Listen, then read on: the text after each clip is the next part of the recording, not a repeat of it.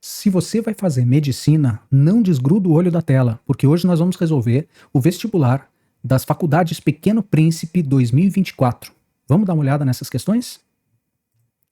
Primeira questão diz o seguinte: um engenheiro civil está trabalhando em um projeto de construção de uma ponte. A forma da pista de rodagem da ponte pode ser modelada por um polinômio cúbico p de x, esse polinômio aqui, o qual representa a altura da pista em metros acima do nível de referência, e x representa a distância ao longo da ponte em quilômetros.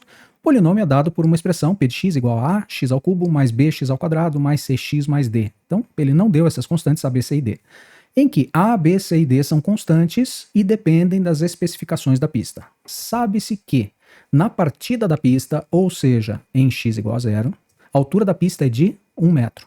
Então, para x igual a zero, o polinômio p de zero vai valer 1 metro, que é a altura quando x igual a zero, certo? E o polinômio representa essa altura justamente da pista, né?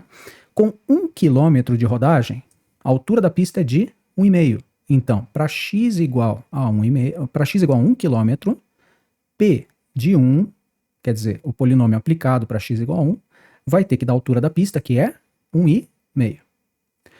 Para x igual a 2 km, para x igual a 2, a gente tem que p de 2 é igual a 3 metros.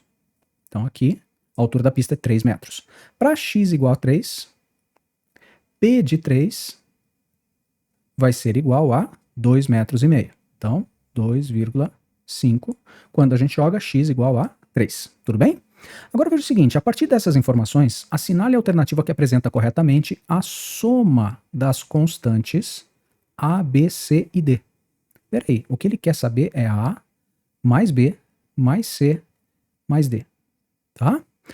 Gente, se você olhar bem para o que ele está pedindo, tá? Ele está perguntando quanto vale a mais b mais c mais d, e você olhar para o que foi dado, talvez você já perceba que você não precisa ficar fazendo sistema de equações para achar A, B, C e D isoladamente, mas você pode simplesmente olhar para esta informação aqui, ó, P de 1 vale 1,5.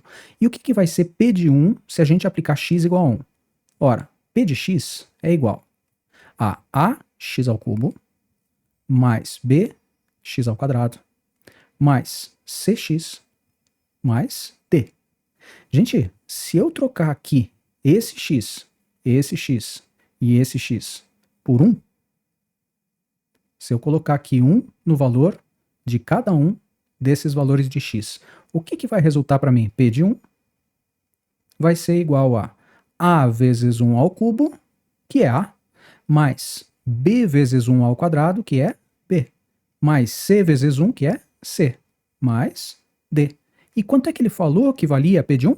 P de 1 vale 1,5. Então, qual é a soma de A, B, C e D que ele perguntou? A mais B mais C mais D, direto. Aplicando P de 1, você vai ter 1,5. 1,5 é a mesma coisa que 3 dividido por 2. E olha nas afirmativas se não tem esse 3 dividido por 2 aqui, ó, 3 meios. Então, muitas vezes você tem várias informações e você tem que escolher qual é a informação que mais te ajuda. Nesse caso, se você jogar o P de 1, você já resolve diretamente, não precisa saber os valores individuais de A, B, C e D. Certo? Vamos para a próxima questão? Então, na questão número 14, ele diz assim: as pessoas fazem algumas loucuras para emagrecer. Jonatas, por exemplo, resolveu fazer uma dieta baseada em apenas 3 alimentos: frango, batata doce e castanha do Pará. Ele tinha no quadro a seguir a informação das quantidades aproximadas dos nutrientes desses alimentos por porção. Então ele tem aqui um frango, porção de 100 gramas, tem 0 de carboidrato, 30 gramas de proteínas e 2 gramas de gordura. E assim por diante para cada um dos 3 alimentos, tá? Em determinado dia ele consumiu 3 porções de frango, então uma porção vezes 3, 4 porções de batata doce, então aqui eu vou multiplicar por 4, e 8 porções de castanha do Pará. É um monte de castanha do Pará que ele comeu, cujas porções são compatíveis com as apresentadas nesse quadro. Nessas condições, assinale a alternativa que apresenta correta e respectivamente as quantidades em gramas consumidas por ele de carboidratos, proteínas e gorduras. Veja que carboidratos, proteínas e gorduras já estão nesta ordem aqui na tabela. basta a gente saber a quantidade de cada um deles que ele comeu, né? Se ele comeu 3 porções de frango, e cada porção de frango tem 0 gramas aqui de carboidratos, 30 gramas de proteínas e 2 gramas de gordura, então ele consumiu aqui, ó, 0 vezes 3, 0 gramas de carboidrato, 30 vezes 3 vai dar 90, e 2 vezes 3 vai dar 6. Então isso aqui é a quantidade de gramas de cada um dos nutrientes que ele consumiu por 3 porções de frango, certo? Aqui é a mesma coisa, vou multiplicar por 4, porque são 4 porções. 24 vezes 4 vai dar 48, 96, né? 96. Aqui 2 vezes 4 é 8. E aqui 0 vezes 4 é 0. A mesma coisa aqui, 4 vezes 8 vai dar 32. 4 vezes 8, 32 de novo. 20 vezes 8, 160. E agora basta a gente somar quanto que ele comeu de carboidrato, quanto de proteína e quanto de gordura, certo? Então vamos lá, vamos somar cada um deles. 96 mais 32 dá 128, certo? 128 gramas do que? De carboidratos. Ora, 128 a gente já elimina C, D e E direto, né? Agora a gente só precisa saber se é 130 ou 138 o número de gramas de proteína. Então vamos lá. 90 mais 8 mais 32 é 40. 90 mais 40 dá 130.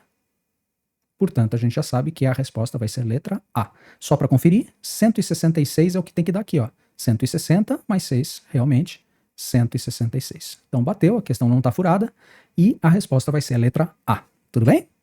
Vamos para o próximo então.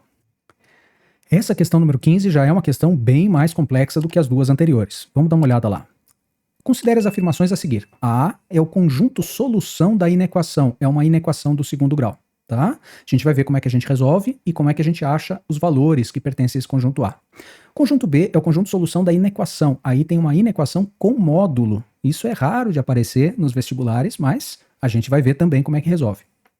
E ele diz que a operação A interseção com B resulta em um conjunto C. A gente vai ver como é que a gente faz a interseção desses dois intervalos e a partir dessas informações assinale a alternativa que apresenta corretamente a formação do conjunto C.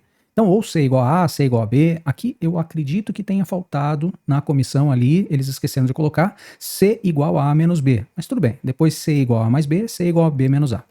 Então vamos ver como é que a gente faz para resolver o conjunto A. O conjunto A é o conjunto solução da inequação 2x ao quadrado mais 7x menos 15 menor do que zero. Tá? Então a gente tem uma inequação do segundo grau, do qual a primeira coisa que a gente tem que fazer é achar as raízes, porque a gente vai estudar o sinal dessa função do segundo grau aqui, 2x ao quadrado mais 7x menos 15, e a gente vai usar essas raízes para poder estudar o sinal. Então para achar as raízes, a gente vai igualar 2x ao quadrado mais 7x menos 15 a zero. Para achar as raízes é quando a função vale zero. E a gente vai resolver aqui, já que por soma e produto fica meio difícil quando tem 2 aqui multiplicando x ao quadrado, né? Vamos resolver aqui por Bhaskara mesmo, tá? Então, vamos fazer normalzinho. Menos b, menos 7, mais ou menos raiz quadrada de b ao quadrado, que é 49, menos 4 vezes 2, 8, vezes 15, vai ficar 30 vezes 4, 120, né? Com o menos do 15 vai ficar mais. Então, mais 120. Sobre 2a, que é 4. Então, a gente vai ter menos 7, mais ou menos, raiz quadrada de 169. Raiz de 169 sobre 4. Da onde a gente tira que x vai ser igual a menos 7, mais ou menos. Raiz quadrada de 169 é inteira e é 13, tá? 13 vezes 13 vai dar 169. Tenta lá, 10 vezes 10 é 100, tem que ser mais. Final 9, né? Então, tento 13, porque 3 vezes 3 dá 9. Então, você vai ver que 13 vezes 13 vai dar 169. Sobre 4. Então, a gente vai ter duas raízes, x1 e x2. Então, nessas duas raízes x1 e x2, menos 7 e menos 13 vai dar menos 20, que dividido por 4 vai ficar menos 5. Confere? Menos 7 menos 13 dá menos 20, por 4 menos 5. Menos 7 mais 13, 13 menos 7 vai dar 6. 6 sobre 4 é a mesma coisa que simplificando fica 3 sobre 2. Então a gente vai, sempre que eu tiver uma inequação do segundo grau, a gente vai estudar o sinal. O sinal dessa inequação vai ser dado assim, ó. Aqui eu tenho uma raiz, que é a menor delas, que é o menos 5. Aqui eu tenho a outra raiz, que é a maior delas, no caso 3 sobre 2, que é 1,5, né? Então, 3 sobre 2. E a gente quer saber o que acontece com esta função que vai ser uma parábola, certo? Você sempre tem que olhar aqui, ó. Esse 2x² é maior do que zero, certo? Ele é mais. Se ele é mais, então a parábola ela vai ser uma parábola com a concavidade virada para cima, certo? E que corta aqui e aqui, nas duas raízes, o eixo x. Então a gente vai ter algo parecido com isso daqui, ó. Uma parábola com a concavidade virada para cima, certo? Tá bem ruim, mas já dá uma ideia do que a gente vai ter de sinal. Aqui a parábola está acima do eixo, certo? Então vai ser mais. Aqui vai ser menos, porque a parábola está abaixo do eixo x, então é negativo, eu tenho que descer para encontrar y, né? E aqui volta a estar acima do eixo, então é mais de novo. O que eu quero? Quando ela é mais ou quando ela é menos? Eu quero que ela seja menor do que zero. Portanto, menor do que zero, a gente pode dizer que todo esse intervalo aqui, ó, me interessa. Só que cuidado, eu vou apagar aqui esta parte da raiz e essa parte da raiz aqui. Por quê? Porque, na verdade, este ponto menos 5 não nos interessa em intervalo aberto. Por que intervalo aberto? Porque ele quer que seja menor do que zero. Ele não quer que seja menor ou igual a zero. Se fosse igual, ele é igual a zero nessas raízes, né? Menos 5 e 3 meios. Mas como eu quero que ele seja só menor, então é só a parte que tem menos. Portanto, as raízes não vão entrar na solução, certo? Então eu tenho o conjunto A, é um conjunto que tem um intervalo aberto do menos 5 até o 3 meios, também aberto. Esse vai ser o intervalo, esse é o conjunto A, certo? Então agora vamos ver o que acontece no conjunto B. Eu acredito que essa seja a maior dificuldade, porque na equação modular não é muito trabalhado, né? Então o conjunto B, ele é o conjunto de todos os valores de x que verificam módulo, deixa eu colocar aqui módulo, de x mais 1, fecha o módulo, menos 2, menor ou igual a zero. Gente, estudar sinal de função modular é muito parecido com estudar sinal de função do segundo grau, tá? A função modular, eu já vou mostrar para vocês como é que ela se comporta, mas a gente tem que também aqui achar as raízes, tá?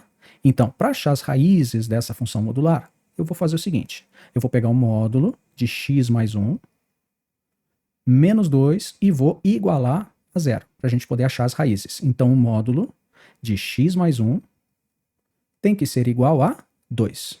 E se o módulo de alguma coisa vale 2, lembra o que é o módulo? Por exemplo, o módulo de menos 3, quanto é que é?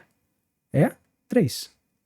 Porque você arranca o sinal do número que está dentro do módulo, certo? Módulo é isso, é você tirar o sinal daquele número que está dentro do módulo. Então, por exemplo, o módulo de 4 é 4 mesmo, porque 4 sem o sinal é mais, né?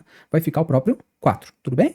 Então, se for negativo, você troca o sinal. Se for positivo, você mantém o sinal. Mais ou menos isso que é a definição de módulo. E quando você tem uma equação com módulo, o que pode estar dentro aqui do módulo? Ora, se for módulo de 2, vai dar 2. Ou se for módulo de menos 2, também vai dar 2, concorda? Então eu tenho duas possibilidades, ou x mais 1 vale menos 2, ou x mais 1 vale 2. Porque se for menos 2, aqui o módulo vai dar 2, e se for mais 2, aqui também o módulo vai dar 2. Então ou ele vale menos 2, ou ele vale 2, o que está dentro do módulo. Nesse caso, x vai ser igual a menos 2, passa para lá o menos 1, fica menos 3. Ou x igual a 2 menos 1 vai dar 1. E você vai estudar o sinal desta função da mesma forma que você estuda o sinal de uma função do segundo grau. Este módulo aqui, ó, esse módulo, ele está com o sinal de mais aqui na frente dele, porque não aparece um menos, certo? Então esse daqui também é positivo. E a função modular, ela tem dois comportamentos. Ou ela é uma função assim, ó, que aqui está o eixo x, ela desce e sobe fazendo um bico. Nesse caso, isso vai acontecer quando o módulo está com sinal de mais na frente, tá? Módulo de alguma coisa está com sinal de mais na frente. E você pode ter a mesma função também desta forma aqui, ó. Ela pode subir e descer, fazendo um bico lá em cima, como se fosse a concavidade da parábola, né? Bem parecido. Se o módulo tiver um sinal de menos na frente, então você vai ter aqui um módulo de alguma coisa com sinal de menos na frente, certo? Então, nesse caso, como é mais módulo de x mais 1 igual a 2, então a gente vai ter algo mais ou menos assim, ó. A função vai descer e depois vai subir, formando um bico aqui embaixo, e você vai ter o sinal alterando, o sinal mudando aqui, justamente nas raízes, que são menos 3 aqui e mais 1 aqui. Esses são os valores que zeram esse módulo, né? Ou que zeram a função. Então, aqui, do mesmo jeito, a gente vai estudar que ela está acima do eixo, portanto é mais. Aqui ela está abaixo do eixo, eu tenho que descer para chegar na função. E aqui está acima do eixo, certo? Então vamos lá.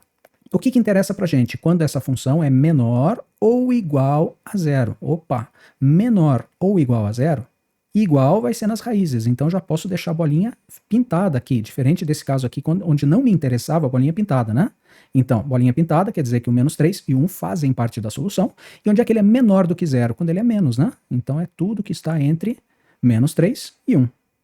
Portanto, conjunto B vai ser um intervalo fechado, que a gente representa com colchetes, de menos 3 até 1, fechado também no 1, certo? Então, colchete antes, colchete depois, do menos 3 até 1, esse é o intervalo do B. Agora, ele falou que a operação A inter B, a interseção de A com B, resulta no conjunto C. Eu vou fazer essa interseção aqui, porque a gente está sem espaço, né?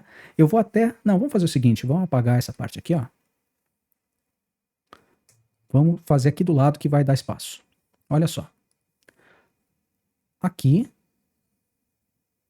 a gente tem o A, então a gente vai ter que representar o A numa reta, de menos 5 até 3 meios. A gente vai representar o B numa outra reta, e a gente vai fazer o conjunto C, que vai ser a interseção de A com B. Quer dizer, os valores que estão... Interseção quer dizer os valores que estão em A e em B ao mesmo tempo, ok?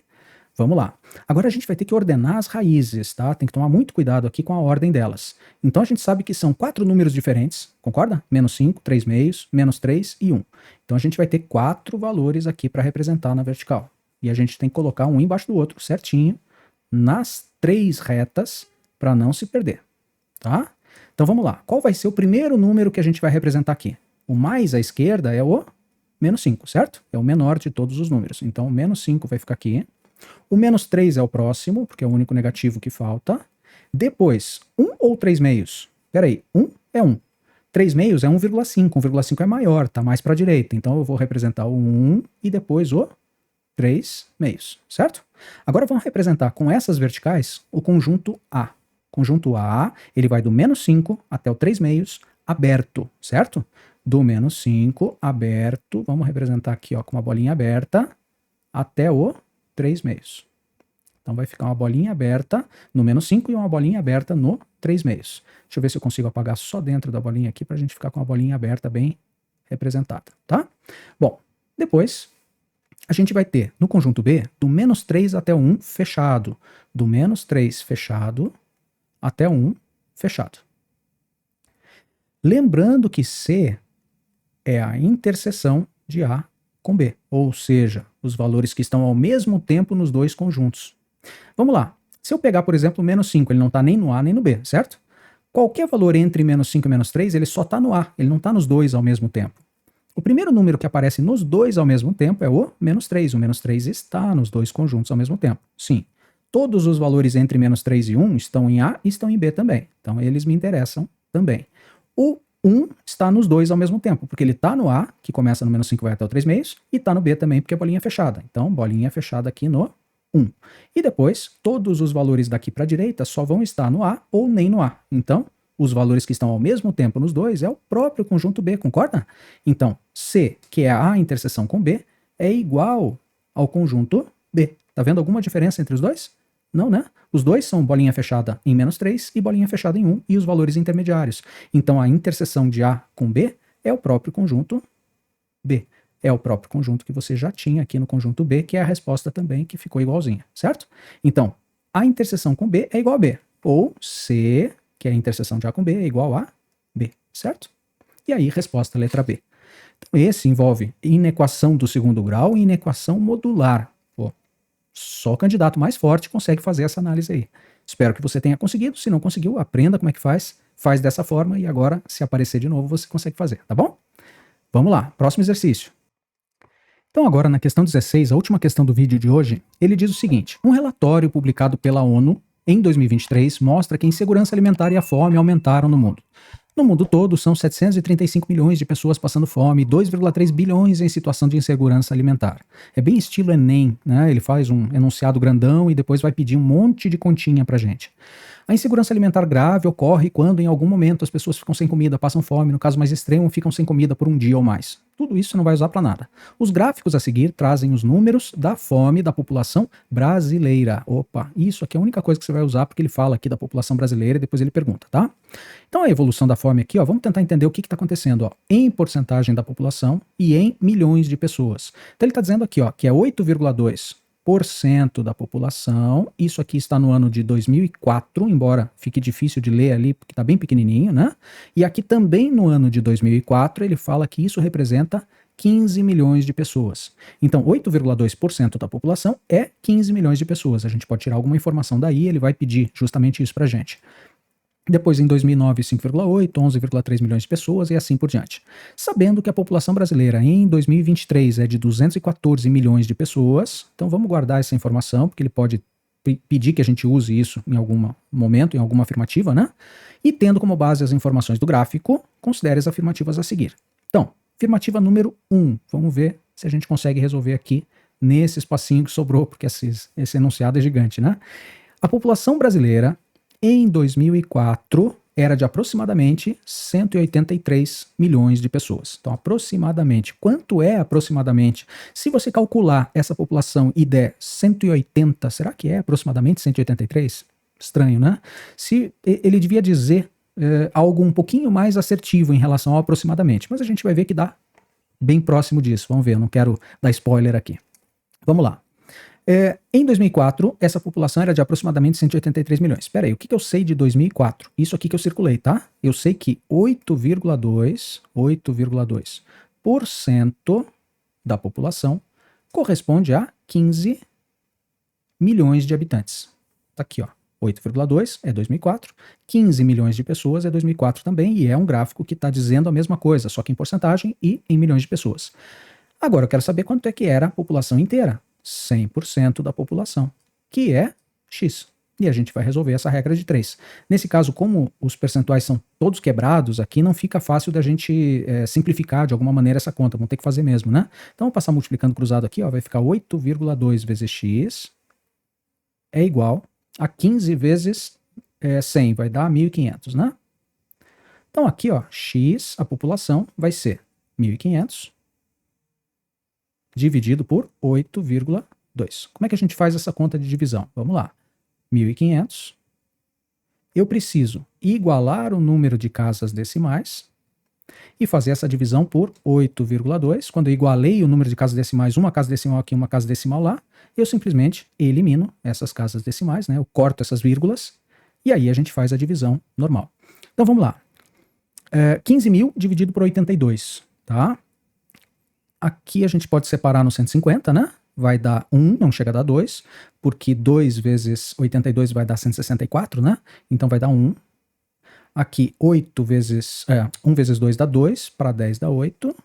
1 vezes 8 dá 8, mais 1 dá 9, para 15 dá 6. Então ficou 680 quando eu baixar o próximo zero. 680 dividido por 82, isso aqui vai dar 8, né? Chega a dar, 8 vezes 8 dá 64, é isso aí. Então vai dar 8. 8 vezes 2, 16 para 24, foi 2. 8 vezes 8, 64, mais 2, 66, para 68, 2. Então agora, 240. Gente, aqui não chega a dar 3, né? Porque 3 vezes 82, 3 vezes 8 dá 24, já passa. Então aqui vai dar 2. Bom, 2 vezes 2 vai dar 4, para 10, 6. 2 vezes 8 dá 16, e 1, 17, para 24, sobra 7. Agora, eu vou fazer mais uma aqui só para a gente enxergar. Veja que eu baixei um zero que não existe, né? Quando eu baixo um zero que não existe, coloco a vírgula. Então, 760 dividido por 82 dá 9, tá?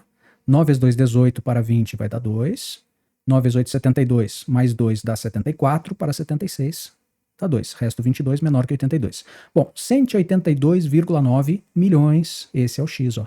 182,9 milhões de habitantes era a população em 2004. Aproximadamente 183. Acho que dá para considerar como aproximadamente 183, né?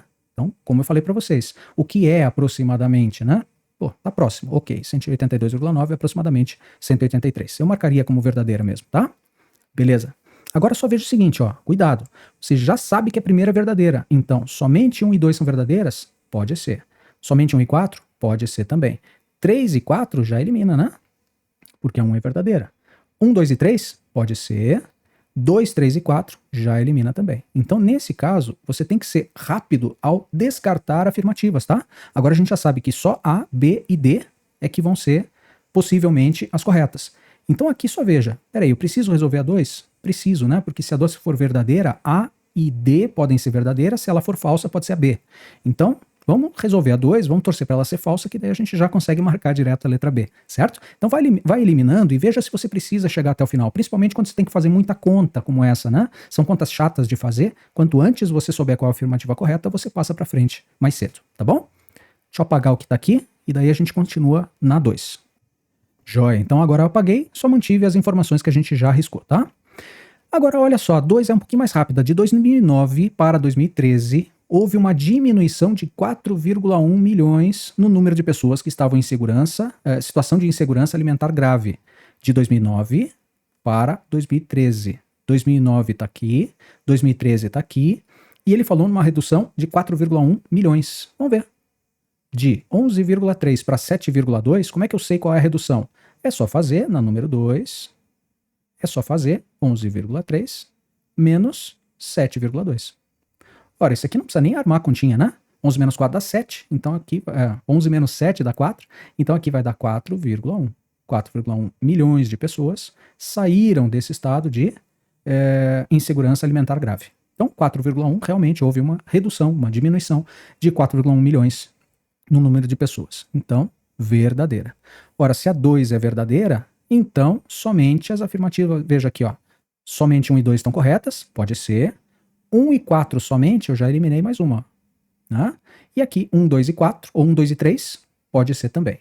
Então, agora, se a gente resolver a 3, a gente já percebe qual é a afirmativa correta, concorda? Eu não preciso ir para número 4.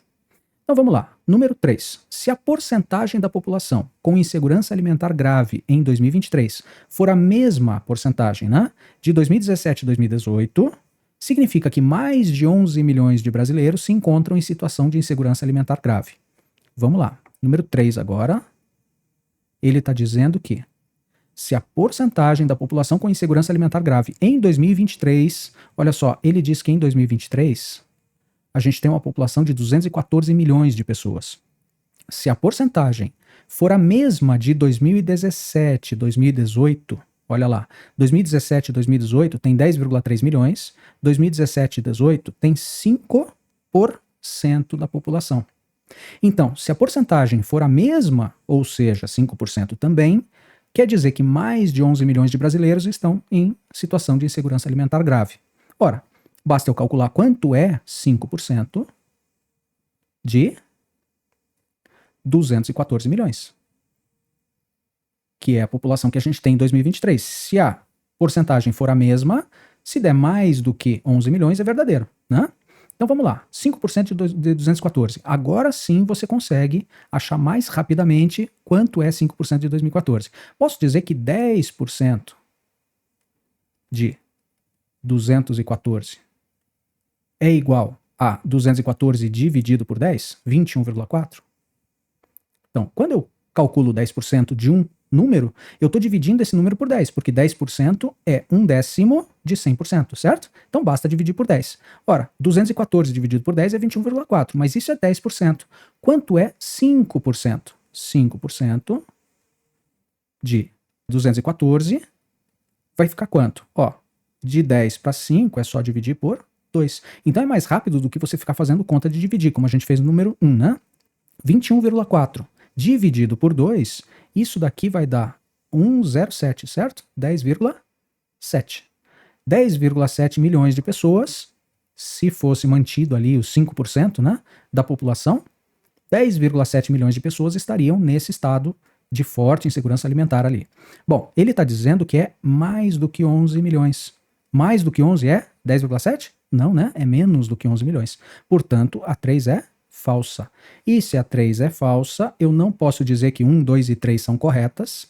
E, portanto, eu vou ter aqui essa afirmativa como falsa e somente a 1 e 2 vão ser corretas. Não preciso nem analisar a 4, porque a 4 a gente sabe que vai ter que ser falsa, certo? Porque a única afirmativa, a não ser que a questão esteja furada. Então a gente pode fechar essa análise sabendo que a resposta correta é a letra A. Mas você me conhece, você sabe que se tiver alguma coisinha para poder aprender em relação a essa afirmativa número 4, eu gostaria de resolver com vocês, tá? Na tua prova você não faria isso, você já marcaria a letra A, passa para frente, se tiver alguma coisa para aprender, aprende depois em casa, tá? Mas vamos dar uma olhada nessa número 4 aqui só para a gente ver se a gente realmente consegue mostrar que ela é uma afirmativa falsa e se a gente entende e consegue fazer em outras provas, caso precise, tá? Vou apagar ali para a gente poder fazer a número 4. Então agora eu apaguei e agora nós vamos olhar para essa número 4. Olha só, população brasileira em 2023, que tem 214 milhões de pessoas, é o que ele falou, representa um aumento de 14% em relação à população do ano de 2013. Então a gente vai ter que primeiro calcular quantos milhões de habitantes havia em 2013 e depois a gente vai ter que ver se isso representa realmente um aumento de 14%. Esses 214 é 14% a mais do que essa população de 2013, tá? Então a gente vai resolver aqui número 4, pensando o seguinte: em 2013, vamos tirar os dados do gráfico aqui, ó. 2013, 3,6% da população, 3,6% da população representava 2013 7,2 milhões. 7,2 milhões de pessoas. 100% da população representava X, certo? Então vamos passar multiplicando aqui, vai ficar 3,6 vezes X é igual a 100 vezes 7,2. Ó, esse 7,2 com esse 3,6 eu já posso cortar aqui, porque 7,2 é o dobro de 3,6, né? Aqui vai ficar 2. Então a gente pode dizer que X é igual a 100 vezes 2, da onde eu tiro que a população era de 200 milhões de pessoas em 2013, tá? Bom, se eu pegar esses 200 e aumentar 14% e chegar exatamente em 214, a gente já sabe que não é, né? Porque um aumento de 14% em 100 daria, né, 14, daí 214 seria. Mas vamos ver quanto é que é 14% de 200. Então, 14% de 200. Como é que a gente calcula mais fácil? Fazendo assim, ó, 200 vezes 14%, certo? 14% é a mesma coisa que 14 sobre 100, e aí eu posso cortar, por isso que fica mais fácil fazer assim, aqui vai dar 2, né? 200 com 100 corta, fica 2, 2 vezes 14 vai dar 28. Então se eu pegar esta população de 200 e somar com 28, que é 14% desses 200, vai dar uma população de 228 milhões de pessoas. Ora, a população aumentando em 14%, né? Por isso que eu somei, tá? 14% de 200 é 28. Se a população de 200 aumentar em 14%, aumentar em 28 milhões, ela fica em 200 mais 28, vai ficar 228 milhões. É a mesma coisa que a população de 2023? 2023 é 214 milhões e não 228. Portanto, 214 milhões é diferente de 228. Então ele não aumentou em 14% não. Portanto, essa afirmativa a gente já sabia que ela era falsa e somente as afirmativas 1 e 2 são verdadeiras mesmo, tá bom? Gente, muito obrigado, valeu. Até o próximo vídeo, onde a gente vai resolver as questões 17 até 20, tá? Que são as últimas questões dessa prova. Até o próximo vídeo.